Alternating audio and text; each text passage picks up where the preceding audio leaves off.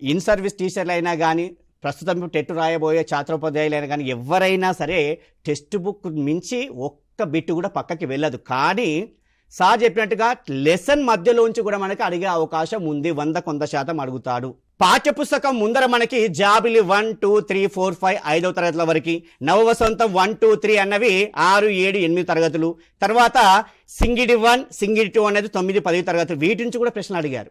అవి పాఠ్యం అంటే మామూలుగా ఇచ్చిన సిలబస్ కాకుండా అవుట్ ఆఫ్ సిలబస్. ఇప్పుడు ఎగ్జాంపుల్ ఇంకొకటి సార్, మనకి ప్రక్రియలు ఉన్నాయి. ఆ ప్రక్రియ లోపల ఇతివృత్తం ఏదైతే ఉందో ఇతివృత్తం మనకి ఆప్షన్ ఇవ్వలేదు ఇక్కడ, కానీ ఇతివృత్తాలు కూడా అడగడం జరిగింది.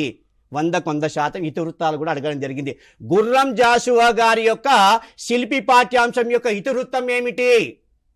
మనం చాలామంది అక్కడ శిల్పి యొక్క కష్టం గురించి ఉంది కాబట్టి శ్రమ సౌందర్యం అనుకుంటాం. కాదు, కళా సౌందర్యం. ఇలా మనము తప్పు ఎక్కడ చేస్తామో అవే పాఠ్యాంశాల మీద, అవే అంశాల మీద ఎగ్జామినర్ ఫోకస్ చేసే అవకాశం ఉంది. కాబట్టి అభ్యర్థులు ఖచ్చితంగా వీటిని కూడా గుర్తుపెట్టుకోవాలి. దాంతోపాటుగా ఇక్కడ ఇంకొక విషయం ఏమంటే, వందే మాతరాన్ని ఎవరు రచించారు? జనగణమనని ఎవరు జాతీయ గీతాన్ని, జాతీయ గేయాన్ని ఎవరు ఇక్కడ రచించడం జరిగింది? ప్రతిజ్ఞని ఎవరు రచించారన్న విషయాలు కూడా మనకి చాలాసార్లు అడగడం జరుగుతుంది. వీటిని కూడా అభ్యర్థులు గుర్తించాలి. తర్వాత సింపుల్గా మనం అనుకుంటే చాలామంది ఈ ఎస్జిటి ఇప్పుడు ప్రిపేర్ అయ్యే పేపర్ 1 వాళ్ళు ఏవి 3వ తరగతి, 4వ తరగతి, 5వ తరగతి ఏమీ లేవు అనుకుంటారు. కానీ చాలా విషయాలు మొత్తం దాని లోపలనే ఉన్నాయి. మనకి తెలియని విషయాలన్నీ దాని లోపలనే ఉన్నాయి. ఖచ్చితంగా మీరు ఒక విషయం అడుగుతారు. ఇప్పుడు అమ్మ అనే పాఠ్యాంశం ఉంది. ఆ అమ్మ అనే పాఠ్యాంశం దేని నుంచి గ్రహించబడింది? దాని యొక్క రచయిత ఎవరు అని అడుగుతారు. అమ్మ పాఠ్యాంశం దేని నుంచి మూలం ఏంది? మూల గ్రంథం ఏమిటి? ఇక్కడ బాలగేయాలు.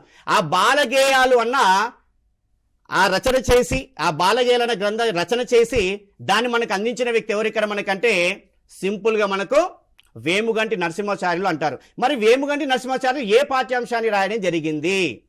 రైట్, మంజీరా పాఠ్యాంశాన్ని రాయడం జరిగింది. ఓకేనా? రైట్. ఇలాంటి అంశాలు కూడా మనం ఖచ్చితంగా ప్రిపేర్ కావాల్సిందే.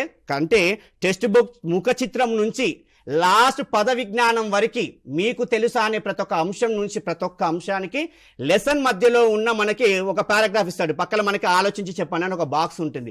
అందులో నుంచి కూడా ప్రశ్న అడిగే అవకాశం ఉంటుంది. కాబట్టి అభ్యర్థులు A to Z స్టార్టింగ్ ముఖ చిత్రం నుంచి ఎండింగ్ వరకు కూడా, కవర్ పేజ్ నుంచి స్టార్టింగ్ ఎండింగ్ వరకు కూడా మనం ఖచ్చితంగా నేర్చుకోవాల్సిందే.